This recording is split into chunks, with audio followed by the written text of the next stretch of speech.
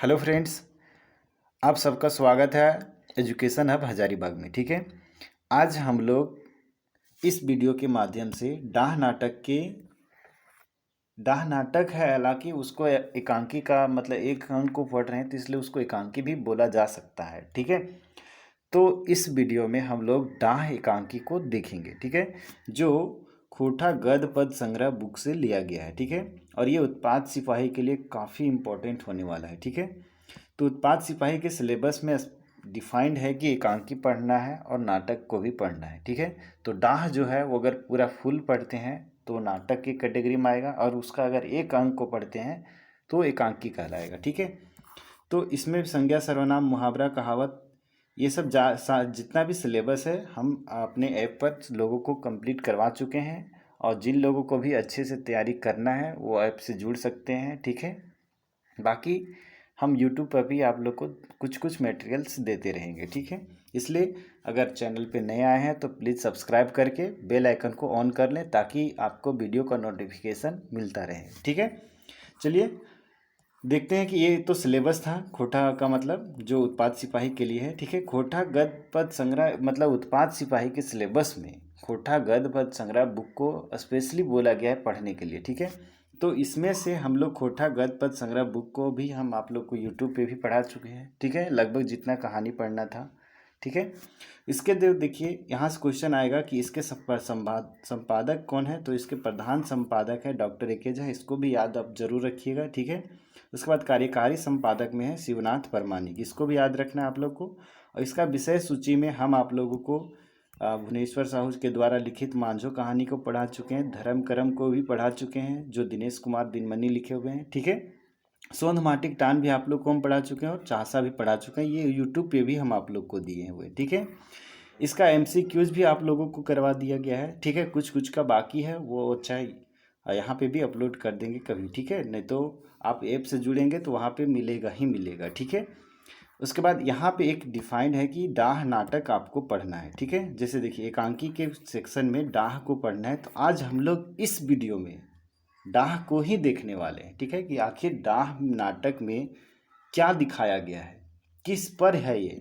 ठीक है, तो देखिए डाह का अगर ओरिजिनल बुक देखेंगे तो कुछ इस तरीके का बुक है। ठीक है, डाह जो बुक है वो इस तरीके का डाह खोटा नाटक, ये ओरिजिनल बुक है। ठीक है, खोटा नाटक का बुक है और इसके जो लेखक है वो सुकुमार हैं। ठीक है, और डाह नाटक का जो लेखक है वो सुकुमार है। ठीक है, इसमें देखिए कौन कौन खेलवैया खेजरी मतलब इसमें कौन कौन से मुख्य पात्र हैं जो इस नाटक में भाग लिए हुए हैं। ठीक है, तो उसको जानना बहुत ज़रूरी है। ठीक है, कि बिना नाटक में जाने कि कौन क्या है, कौन किसके किरदार में, तो नहीं हम लोग समझ पाएंगे कि कौन किसका किससे क्या रिलेशन है। तो अगर वो नहीं समझेंगे तो फिर नाटक को समझने में काफ़ी परेशानी हो जाएगी। ठीक है, तो देखिए इसमें जो एक है विवेक, विवेक जो है वो शेखर एक बड़ भाई है। ठीक है, विवेक जो है वो शेखर का बड़ भाई है और शेखर जो है वो विवेक का छोटा भाई है। ठीक है, शेखर विवेक का छोटा भाई है और विवेक बड़ा भाई। याद रखिएगा कौन बड़ा भाई है कौन छोटा भाई है, नहीं तो हो सकता है ऑप्शन में दे देगा तो थोड़ा सा वहाँ गलती होने के चांसेस हो जाएंगे। ठीक है, तो विवेक जो है वो शेखर का बड़ा भाई है और शेखर जो है वो विवेक का छोटा भाई। तो बड़ा भाई कौन हुआ, विवेक। ठीक है, और शेखर छोटा भाई हुआ। ठीक है, उसके बाद सेठ रेवती प्रसाद है जो रेवती इंजीनियरिंग वर्क्स के मीरा, मीरा मतलब मालिक है। ठीक है, उसके बाद ध्रुव सिंह है जो मतलब रेवती इंजीनियरिंग वर्क्स के मैनेजर है। ठीक है, विराट एगो चालबाज है, कुछ चाल चलने वाला। जग्गा कारखाना का सुपरवाइजर है, और गुप्ता जी है एगो सरकारी वकील है, और बक्सी जी है वो दोसर बाटे का वकील है। ठीक है, और उसका जब वकील वगैरह का बात है तो उसका संगी वगैरह जज है, पुलिस है, इंस्पेक्टर है। इंस्पेक्टर मतलब पुलिस इंस्पेक्टर, वही दारोगा वगैरह को बोलते हैं। ठीक है, इंस्पेक्टर। दूगो सिपाही है, एगो फोटो खिंचवाने वाला है, और इस तरह का और भी लोग हैं। ठीक है, उसके बाद इसमें जेनी पात्र में मतलब महिला किरदार में कौन कौन से हैं? रचना है। रचना कौन है, तो रचना जो है विवेक की बहुरिया है, मतलब विवेक की पत्नी है। ठीक है, रचना जो है विवेक की पत्नी है, और भावना जो है वो विराट की बहुरिया है। ठीक है, मतलब विराट का पत्नी है वो। ठीक है, तो इस तरीके से इन नाटक का ये हुआ। ठीक है, लेकिन जो हम लोगों को वहाँ पढ़ना है उत्पाद सिपाही के लिए, उसमें जो इस बुक जो ये ओरिजिनल बुक का है। ठीक है, ये ओरिजिनल बुक में ये दिया हुआ है, तो ये ओरिजिनल बुक जो डाह नाटक देख रहे हैं उसका से हम लोगों को केवल जो खांधा दू है, इस में पहले ये बात ये जान लीजिए कि इसमें टोटल 3 खांधा है, 3 मतलब 3 भाग में ये नाटक बटा हुआ है, ठीक है। उसमें से ये नाटक 3 भाग में बटा हुआ है, ठीक है। थोड़ा सा कलर का चेंज कर लेते हैं हम, ठीक है। वाइट कलर यहाँ चलने वाला है, ठीक है। इसमें 3 खांधा में बटा हुआ है, ठीक है। इसमें से 3 खांधा में जो पहला खांधा है उसमें 4 दृश्य है, ठीक है। 4 दृश्य है इसमें। फिर दूसरा खांधा है, मतलब दूसरा भाग है, उसमें भी 4 दृश्य है, ठीक है। और तीसरा खांधा है तो इसमें भी मतलब 3 दृश्य है, ठीक है। तो 3 दृश्य में अगर ये पूरा नाटक उत्पात सिपाही के लिए इम्पोर्टेंट नहीं है, इसमें से केवल हम लोगों को दूसरा खांधा का चौथा दृश्य जो है वही पढ़ना है, ठीक है। लेकिन अगर हम डायरेक्ट आप लोग को चौथा दृश्य पढ़ा देंगे तो आप लोग को शायद समझने में परेशानी हो सकता है, ठीक है। डायरेक्ट अगर चौथा दृश्य को बताएंगे तो पढ़ने में थोड़ा सा समझने में भी दिक्कत आ सकती है, ठीक है। इसलिए क्या करना होगा, पहले एक संक्षेप में नाटक को समझना बहुत ही ज़रूरी है, ठीक है।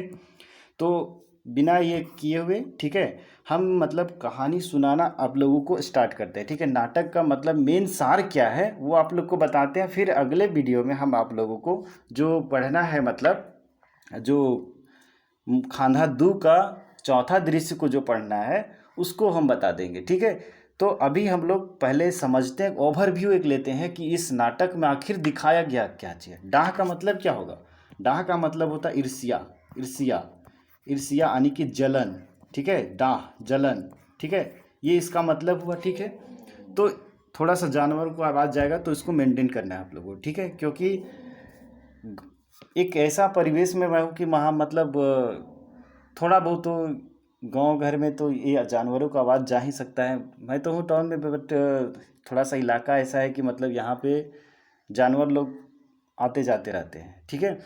तो आप लोग को थोड़ा सा आवाज़ सुनने को मिलेगा। तो ये तो झारखंड है, झारखंड में क्या है, झारखंड में अगर इस परिवेश से हम लोग दूर भागेंगे, हम लोग कोई बहुत बड़ा ये दिल्ली में मुंबई में तो थोड़ा ना रहते हैं, हम लोग अपना परिवेश में है, ठीक है। अपने परिवेश में तो और झारखंड क्या है, खेती बाड़ी वाला इलाका है, तो वहाँ पे तो जानवरों की आवाज़ स्वाभाविक है, ठीक है। तो इसको थोड़ा सा आप लोग इग्नोर करते हुए चलेंगे, तभी हम आप लोग को, अगर ये आप लोग को इरिटेट लगने लगेगा तो फिर दिक्कत होने लगेगा, ठीक है। इसलिए क्या है कि थोड़ा सा मेंटेन रखना है आप लोगों को, इसको भी थोड़ा सा समझना है, ठीक है। चलिए कहानी, ये नाटक है उसकी सारांश को देखते हैं, ठीक है। सारांश क्या है कि इस तरीके से सारांश है कि कहानी, अब यहाँ से सुनिएगा ध्यान से, आप लोग को एग्जाम में एक भी क्वेश्चन यहाँ से भी नहीं छूटेगा, ठीक है। हालांकि उसको डिटेल करेंगे तो उसमें मतलब पूरा क्लियर हो जाएगा, ठीक है। क्या है कि विवेक और शेखर 2 भाई रहते हैं, ठीक है। विवेक और शेखर 2 भाई हैं। बड़े भाई विवेक की शादी हुई है, ठीक है। उसकी पत्नी का नाम क्या है, अभी आप लोग को बताए थे, देखिए यहाँ पे विवेक की पत्नी का नाम क्या था, रचना, ठीक है। विवेक की पत्नी का नाम रचना है और विराट की पत्नी का नाम क्या है, भावना, ठीक है। तो यहाँ पे कहानी को सुनते जाना है आप लोगों को, ठीक है।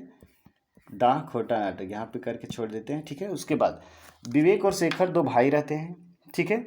उसमें बड़े भाई की विवेक की शादी हुई रहती है, ठीक है, और उनकी पत्नी का नाम रहता है रचना, ठीक है। दोनों भाइयों में बहुत तो ही गहरा प्रेम रहता है, ठीक है। आपसी तालमेल दोनों में है और परिवार तरक्की भी कर रहा है, ठीक है। और बहू जो रचना है वो प्रेमपूर्ण व्यवहार से, इसके प्रेमपूर्ण व्यवहार से मतलब परिवार में पूरा खुशहाली, भाइयों में भी मतलब प्रेम है, और जो बहू है वो सबका भी मतलब जो रचना है उसमें उसका भी मतलब प्रेमपूर्ण व्यवहार है, जिसके कारण से क्या है, परिवार में पूरा खुशहाली का माहौल है, ठीक है। विवेक जो है वो रेवती इंजीनियरिंग वर्क्स नामक एक कारखाने में मतलब काम करता है, ठीक है। विवेक एक कारखाना है रेवती इंजीनियरिंग वर्क्स के नाम से, उसमें काम करता है, ठीक है। और उसका भाई जो है शेखर वो खेती किसानी में काम करता है, ठीक है। मतलब वो बड़ा भाई है जो वो कारखाने में काम कर रहा है, और छोटा भाई जो है वो शेखर खेती में काम करता है, ठीक है, खेती किसानी का काम करता है, ठीक है। दोनों भाई जो अपने अपने काम में पूरा ईमानदार हैं, पूरे लगन लगा के पूरा मन से करते हैं काम को, ठीक है। इसलिए दोनों अपनी अपनी जगह पे पूरा तरक्की करते रहते हैं, ठीक है। दोनों अपने अपने जगह, वो अपना वहाँ मन लगा के कारखाने में काम करता है तो वहाँ पे उसको तरक्की मिलता है, और ये खेती बाड़ी में अच्छे से काम करता है तो यहाँ पे इसको अच्छे फ़ायदा देखने को मिलते हैं, ठीक है। इसी तरह मतलब मन लगा के काम करने के वजह से क्या होता है कि विवेक को सुपरवाइजर से फोरमैन में प्रमोशन कर दिया जाता है, ठीक है। अब विवेक को क्या है कि वहाँ पहले सुपरवाइजर में था, तो अब उसको फोरमैन बना दिया जाता है, ठीक है। और जबकि जो है शेखर का खेत का उपज अगर मन लगा कि करेगा तो बढ़ गया है, ठीक है। और नए बैलों का एक जोड़ा भी ये खरीद लेता है, ठीक है। मतलब जो ये शेखर है वो भी मतलब एक नए बैलों का जोड़ा खरीद लेता है, ठीक है। इसी गांव में एक विराट नाम का भी एक आदमी रहता था, ठीक है। इन लोगों के ही गांव में एक विराट नाम का आदमी रहता था जो विवेक के नीचे कारखाने में काम करता था, ठीक है। विराट नाम का एक आदमी है जो विवेक के नीचे कारखाना में काम करता था, ठीक है। वह बहुत ही ईर्ष्यालु और दुष्ट आदमी था, ठीक है। शराबी भी था, जुआड़ी भी था, ठीक है। कारखाना में कमज़ोर भी था, मतलब काम करने से वो कतराता था। लेकिन विवेक जो था वो पूरा ईमानदारी से काम करता था। और विराट जो था वो थोड़ा सा ईर्ष्यालु टाइप का आदमी था, दुष्ट आदमी था, और वो मतलब शराबी भी था, जुआड़ी भी था, और काम करने में उसको थोड़ा सा कमज़ोर टाइप का था, ठीक है। अपने साथी कामगारों को भी वह मतलब फंसा के रखता था, ठीक है। और अपने साथी जो भी उसके साथ काम करने वाले होते थे उसको भी वो अपने बातों में मतलब उलझा उलझा के रखता था, ठीक है। और उन लोग को भी काम करने नहीं देता था, ठीक है। महीने वह ठीक से मतलब 15 दिन भी ड्यूटी नहीं करता था, और वेतन लेने समय पूरा खिचखिच करता था, मतलब पूरा वेतन लेने का वो मांग करते रहता था, ठीक है। इसी में क्या होता था कि अगर विवेक उसके ऊपर में है तो थोड़ा उससे कहा सुनी मतलब हो जाया करता था, ठीक है। विराट जो है वो विवेक को देख लेने की धमकी दे देता है। अब इस तरीके से कहा सुनी हो जाता है तो विराट जो होता है वो विवेक को देख लेने की धमकी देता है, ठीक है। मतलब देख लेंगे तुमको, ऐसा ऐसा करके वो बोलता है, ठीक है।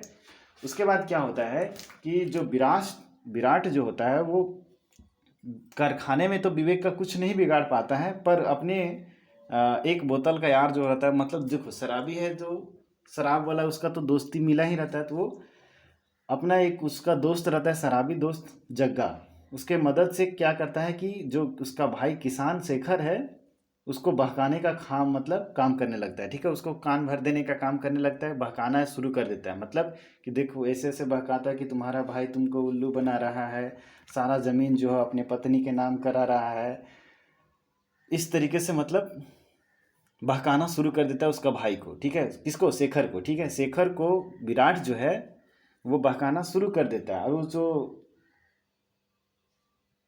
ये था मतलब शेखर, वो भी मतलब उसके बहकावे में आ जाता है, ठीक है। और अपने भाई से वो झगड़ा कर लेता है, ठीक है। समझ पा रहे हो कहानी को यहाँ तक? ठीक है। उसके बाद क्या करता है, अपने भाई से झगड़ा कर देता है और बोलता है कि हमारा ज़मीन को आप मतलब अलग अलग कर दीजिए, ठीक है। हमारा ज़मीन को अब आपसे बंटवारा हमको करवा लेना है, अब मेरा ज़मीन को अलग कर दीजिए, ठीक है। विवेक भी सोचता है कि अपना भाई इतना, मेरा इतना प्रेम था और ये इतना जल्दी कैसे बिगड़ गया, ठीक है। तो शेखर को मतलब क्या है, थोड़ा सा इस पे नहीं मानता है बात को, ठीक है। शेखर जो था वो नहीं, शेखर ने विवेक जो था वो इसके बात को थोड़ा ये नहीं, इग्नोर कर देता है कि है कुछ नहीं, ऐसा कोई बहकाव का दिया हुआ ऐसे वैसे करके, तो उतना नहीं समझ ये होता है। तो लेकिन जब ये चीज़ कर देता है विवेक, मतलब नहीं उसके बातों को मानता है, तो सोचता है अच्छा, शेखर भी तब समझने लगता है कि लगता है भैया जो है मतलब सच में ऐसा काम कर रहे हैं, तभी मेरी बातों को इग्नोर कर रहे हैं वो, ठीक है। तो शेखर थोड़ा समझने लगता है कि अब मेरा भाई जो है वो छल करना शुरू कर दिया है मेरे से, ठीक है। उसके बाद इतना बात इतना बढ़ जाता है कि मतलब शेखर जो होता है ये शेखर वो मतलब अपने वो विराट विराट के बहकावे में आ जाता है। विराट उसको बहकाता है कि तेरे घर में तो बंदूक होगा ही। तो बोलता है कि शेखर की हाँ बंदूक तो है लेकिन उसको हमें चलाना नहीं आता है, मतलब वो तो भैया ही कभी कभी यूज कर लेते हैं, हमको तो चलाना भी नहीं आता वो बंदूक को। तो बोलता है विराट तुमको चलाना थोड़े ना बोल रहे हैं, विराट बोलता है, ठीक है, जो बहका रहा है शेखर को, ठीक है। वो बोलता है तुमको चलाने के लिए थोड़ा ना बोल रहे हैं, केवल बंदूक तान दो भाई पर, क्या बोलो बंदूक तान करके कि हमारा ज़मीन को आप मतलब अलग कर दीजिए, ठीक है। उसके बाद ये क्या करता है, बंदूक जैसे ही तानता है ये शेखर अपने भाई पे विवेक पे, तो उसी की आड़ में मतलब जब तानता है तो विराट जो है वो पिस्तौल अपना लेके तैनात रहता है, ठीक है। ये केवल तानता है, ये मारता नहीं है, ठीक है। और उधर से मतलब जो विराट रहता है वो पिस्तौल से गोली चला देता है और उसके कारण से मतलब क्या होता है कि विवेक की मृत्यु हो जाता है, ठीक है। तो मृत्यु हो जाता है तो उसके बाद फिर कोर्ट कचहरी का मतलब केस चलता है। इस तरीके से मतलब कि शेखर पे मतलब अपने बड़े भाई की हत्या का आरोप लगता है, और वो सीधे मतलब थाना चला जाता है और खुद को अपने बड़े भाई का हत्यारा बताकर आत्मसमर्पण वहाँ पे थाना में जाके वो कर देता है। ठीक है। अब विराट का इस तरह से क्या हुआ कि जो साजिश रचा था वो तो कामयाब हो गया। ठीक है। कामयाब हो जाने के बाद मतलब वो पूरा खुश होता है, दारू पीता है, पत्नी को भी पीटता है खूब तरीके से। ठीक है। और घमंड में आता है और नशा हो करके आता है घर में और बोल देता है, अपने पत्नी को देता है पिस्तौल और देते हुए कहता है कि अगर अपने तुम्हें सुहाग को बचाना है तो इस पिस्तौल को ऐसा जगह छुपा दो कि यमराज भी इसको ढूंढ ना पाए। ठीक है। तो इस तरीके से मतलब वो क्या करती है कि वो भी थोड़ा सा छुपा देती है, लेकिन कोर्ट कचहरी का मामला चलता है तो किसी दिन सुनवाई का रहता है, ये आता है डेट एक दिन। ठीक है। तो उस दिन क्या है कि विराट को पूरा सजा होने वाला रहता है। तो उसके पहले मतलब जब ये कोर्ट कचहरी चलता है तो थोड़ा लंबा चलते रहता है ना, तो उसमें क्या होता है कि ये जो विराट रहता है वो अपनी पत्नी के साथ मतलब बहुत ज़्यादा मारपीट करते रहता है, अत्याचार करते रहता है। और कभी कभी अपना पत्नी का गहना उहना बेच करके जुआ हुआ खेल उल के शराब वराब पी के सब ये थी कर देता है। उसको बच्चा उच्चा का भी, अपना बच्चा का, विराट को बात कर रहे हैं। ठीक है। बच्चा को भी अपना बाल बच्चा का भी मतलब वो फिक्र नहीं रहता है उसको। ठीक है। उसके बाद इस तरीके से वो सारा पैसा अपना घर उर का उड़ा देता है। ठीक है। बच्चा लोग पर भी मतलब ये ध्यान व्यान नहीं दे पाता है। तो जब शेखर का मर्डर का केस अब चलना शुरू हो जाता है ना, जब तो फिर जिस दिन उसका सजा के लिए फैसला होना था, तो उस दिन क्या करती है मतलब विराट की जो पत्नी होती है, विराट की पत्नी कौन, भावना। ठीक है। भावना जो होती है वो इस मामले में एक नया मोड़ दे देती है। ठीक है। और वो मतलब विवेक के जो असली हत्यारा होता है कौन, विराट, उसका नाम भरी अदालत में मतलब रख देती है। ठीक है। भरी अदालत में बोल देती है कि इसका हत्यारा मतलब शेखर नहीं है, इसका हत्यारा मेरा पति विवेक है। ठीक है। मतलब विवेक नहीं, सॉरी, विराट है। ठीक है। इसका हत्यारा मतलब विवेक का जो हत्यारा है वो शेखर नहीं है बल्कि मेरा पति विराट है। ठीक है। अब जब यहाँ पे जांच पीछ किया जाता है तो जांच पड़ताल किया जाता है तो पता चलता है कि मृतक के सीने से जो गोली निकला है वो तो बंदूक का गोली नहीं है, वो तो पिस्तौल का गोली है। और इस आधार पे मतलब जो वो गोली थी वो सच साबित हो जाता है। और इस तरीके से क्या होता है कि मतलब अदालत जो है वो विराट को पकड़कर रख लेता है और शेखर को रिहा कर देता है। ठीक है। और फिर इसके बाद होता है कि विराट को सजा हो जाता है और शेखर वहाँ से छूट जाता है। ठीक है। और शेखर जो है अपनी विधवा भाभी से एक वसीयतनामा लेता है। क्या वसीयतनामा लेता है, जिसमें कि विवेक द्वारा क्या लिखा रहता है कि अपने हिस्से की भी सारी ज़मीन जो है वो शेखर का नाम का लिखा हुआ रहता है। ठीक है। मतलब क्या है कि जो से विवेक था ना वो अपने भाई के नाम, वो तो उसको बहका दिया था कि नहीं वो अपना नाम से कर रहा है, लेकिन विवेक जो था वो शेखर के नाम से ही सारा जमीन कर दिया था, अपने हिस्से का भी सारा जमीन मतलब शेखर के नाम से कर दिया गया था। और वही वसीयतनामा जो होता है, वही कागज जो होता है वो उसकी भाभी रचना, ठीक है, वो उसको देती है, जब कोर्ट में ही दे देती है उसको मतलब उसी समय। तो ये सब कागज देख करके शेखर को बहुत पछतावा होता है। ठीक है। और वो बोलता है कि मैंने एक शक के कारण मतलब अपने भाई को खो दिया, और मेरा भाई जो था वो कितना मेरे लिए सोचता था। और इस तरीके से वो रोता है, अपना विलाप करता है, और फिर मतलब शेखर जो है रोते हुए अपने भाभी के पैरों में गिर जाता है। और इस तरीके से ये नाटक जो होता है वो यहीं पे समाप्त हो जाता है। ठीक है। देखिए दोस्तों, ये तो शॉर्टकट था। ठीक है। हालांकि ये नाटक तो बताने लगेंगे तो कम से कम 8-10 वीडियो से भी ज़्यादा बनेगा पूरा नाटक बताने में। ठीक है। तो कहीं कहीं थोड़ा बहुत आगे पीछे हो गया होगा, इसको कोई ये नहीं, लेकिन मेन जो सार था वो यही था कि इसमें यही मेन दिखाया गया है कि मतलब कैसे मतलब एक भाई है दूसरे के बहकावे में आ करके और अपने भाई की ही हत्या कर देता है। ठीक है। मेनली यही दिखाया गया है इस नाटक में। ठीक है। और इसका मेन पूरा नाटक को नहीं पढ़ना, अगर पूरा नाटक नहीं समझते रहते, मतलब एक कथा वस्तु नहीं देखे हुए रहते कि क्या है इस नाटक में आखिर दिखाया गया, तो हम लोग शायद जो पढ़ेंगे इसका एक पार्ट को थोड़ा सा निकाल करके तो वो समझने में थोड़ी सी परेशानी होती। ठीक है। तो हम लोग हो सकता है अगले वीडियो में, नहीं तो ऐप पर तो उसको करवाए नहीं है अभी शायद, ऐप में इसको भी नहीं करवाया गया है, उसको बहुत जल्द ऐप में करवा देंगे। लेकिन हाँ, ऐप में आप लोगों को बहुत सारे फीचर मिल रहे, ठीक है। उसमें से आप लोगों को क्या है कि मतलब पहला तो एमसीक्यूज सारा मिल रहा है वहाँ पे, ठीक है। एमसीक्यूज सारा है, एमसीक्यूज भी मिल रहा है, ठीक है। इतना एमसीक्यूज दे दिया जा रहा है कि मतलब उससे बाहर बहुत कम ही आने का संभावना रहेगा, ठीक है। उसके बाद वहाँ पे आप लोगों को पीडीएफ मिल रहा है जो आपको रिवीजन करने के लिए है। फिर वीडियो मिल रहा है, सारा वीडियो लेक्चर मिल रहा है आपको, ठीक है। उसके बाद आप लोगों को समय समय पर डॉट क्लियर भी करवाया जा रहा है, ठीक है। तो आप चाहते हैं कि बहुत अच्छे से तैयारी करें तो आप जुड़ सकते हैं ऐप से, ठीक है। बाकी आप लोग की मर्जी है, ठीक है। किसी को फोर्सफुली ज़्यादा नहीं है। अभी देखिए मात्र 349 है, इतना ही साके चलते अगर आपका 100 मार्क्स है, ठीक है। खोटा बहुत बड़ा इंपॉर्टेंट रोल प्ले करने वाला है, ठीक है। खोटा में आपको 100 क्वेश्चन है, 100 मार्क्स यहाँ बोल दिए, सॉरी 100 क्वेश्चन है, अकेले 100 क्वेश्चन है, ठीक समझ पा रहे हैं ना। उसमें हम आप लोग को पूरा सिलेबस कवर करवा दिए हैं, ठीक है। व्याकरण भी हो गया है, ठीक है। मुहावरा का पीडीएफ डाल दिया गया है। जो लोग भाई नहीं देख ऐप से जुड़े हुए हैं और मुहावरा सेक्शन में नहीं देख पा रहे होंगे तो उनको वहाँ पीडीएफ दे दिया गया है। बहुत जल्द वहाँ पे उसका वीडियो भी अपलोड कर दिया जाएगा, ठीक है। तो वीडियो भी अपलोड होगा और पीडीएफ भी तो दे दिए ही हैं। उसका एमसीक्यूज भी जो पिछले एग्ज़ाम में बहुत सारे एग्ज़ाम में आए हुए जो मुहावरा है उसका भी मतलब वहाँ पे डिस्कशन करवा देंगे, ठीक है। तो इस तरीके से आपका तैयारी बहुत अच्छा हो जाएगा और आपसे क्वेश्चन कम से कम भी तो 95 से प्लस आने का संभावना पूरा रहेगा, ठीक है।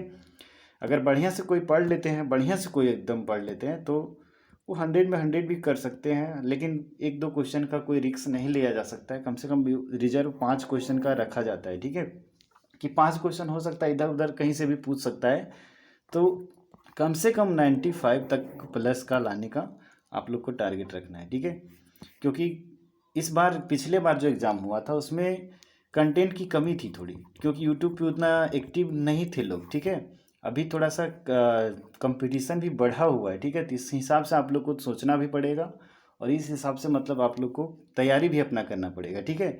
आप सोचेंगे कि पिछले बार जैसा क्वेश्चन आया था शायद उसी तरीके से आ जाए, तो थोड़ा मुश्किल है कि थोड़ा सा उससे तो लेवल अप रहेगा ही। क्योंकि इस बार अगर लेवल अप नहीं रहता, अगर वही लेवल का क्वेश्चन आता, बाय द वे सोचिए एक बार, अगर वही लेवल का क्वेश्चन आता है तो इस बार तो तैयारी काफ़ी लोग बहुत अच्छे तरीके से कर रहे हैं, ठीक है।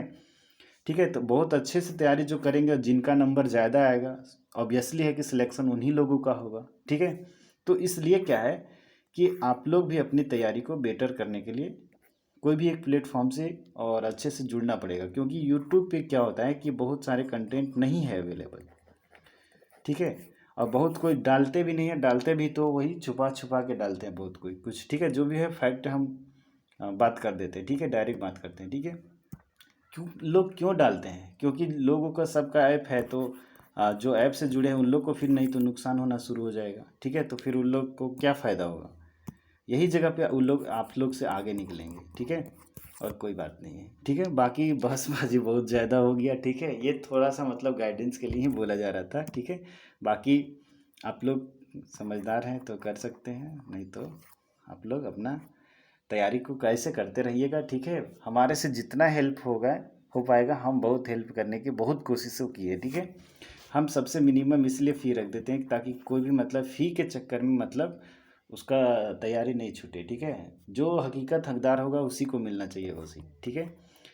इसलिए मतलब मेहनत करने वाला को मतलब मिलना चाहिए, ठीक है। इसलिए बहुत कम फीस रख दिए हैं, ठीक है। 349, ठीक है, बस 349। बहुत सारे लोग तो ऑफ़र में बहुत सारे लोग इसका लाभ उठाएं 199 का भी, ठीक है। 299 रहा उस समय भी बहुत कोई लाभ उठाएं, ठीक है। फिलहाल अभी इसका तो हालांकि एक्चुअल प्राइस मेरे को रखने था 699, ठीक है। बट देखा कि मैंने बहुत सारे लोगों को फ़ोन आया कि नहीं सर इसमें थोड़ा सा दिक्कत हो जाएगा, तो बोला ठीक है 299 के दिए। फिर उसके बाद अभी जो है 349 कर दिए, इसलिए कि क्योंकि देखिए बहुत सारे चीज़ों का देखना पड़ता है, ठीक है। सर्वर कॉस्ट देखना पड़ता है, फिर उसके बाद ऐप का कॉस्ट लगता है, थोड़ा सा बहुत डाटा खर्च होता है, मेरा भी टाइम जाता है। तो सबको मिला के अगर देखिएगा तो कुछ नहीं लिया जा रहा है इसमें, ठीक है। सबको देखा जाए अगर मिला करके तो उसके एवरेज में कुछ नहीं लिया जा रहा है, ये बहुत कम अमाउंट लिया जा रहा है आप लोगों से, ठीक है।